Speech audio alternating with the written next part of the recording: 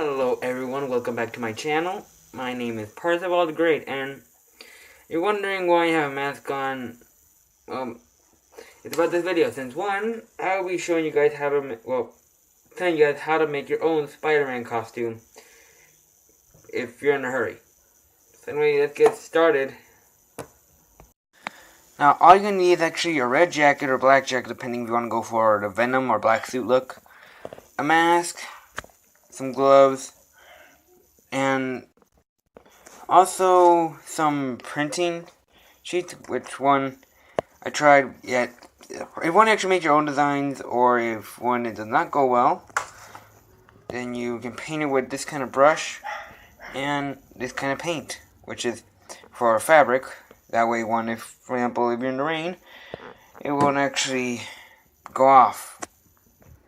Now, sorry for you guys, I actually did this before I made the video, so you'll understand why the spiders are right there. And if you're wondering, my choice was not black at first. It was supposed to be red, like in Spiderman from 2002. So, yeah, technically my fault for not getting it on time.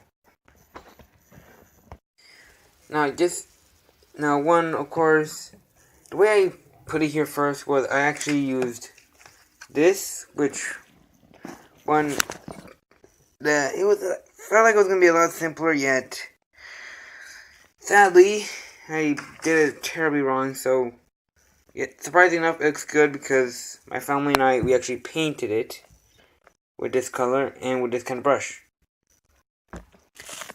Now, I feel though some of you guys are gonna be yelling like, "Hey, no, wait, this is from Spider-Man 2, from Spider-Man the original movie trilogy." Well, here's the thing: you can go with your own designs, or you can actually search up on Google. I actually just found this from an actually old picture of mine of an old Spider-Man costume I had. So I actually took this picture of that, put it here, yada yada. Now the back part, it's a bit different.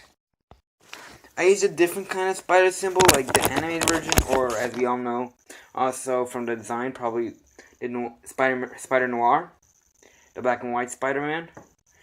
Now, I know you guys, some Spider-Man fans are gonna be yelling at me saying, "Hey, come on, you actually messed up here," or something like that. I know.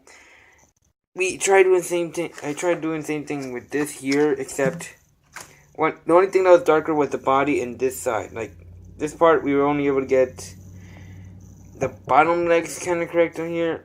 Like here, it was a bit more off. But yeah, that one got me terribly wrong.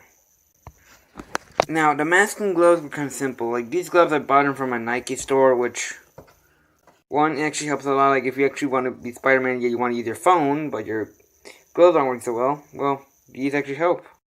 They work on phone and any kind of technology. And also, this, I don't know what kind of fabric, plastic this is, but it really does help me a bit more stickiness and all that. Sorry. And the mask, they ran out of red, so I'm stuck with a black one. But anyway, got this from an academy.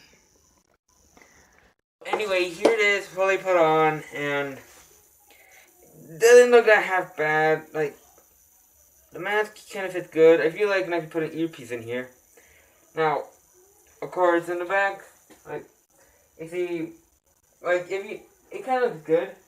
Like, with the bend part, with the fabric bending, it kind of actually makes it look, unnoticeable for the mistakes.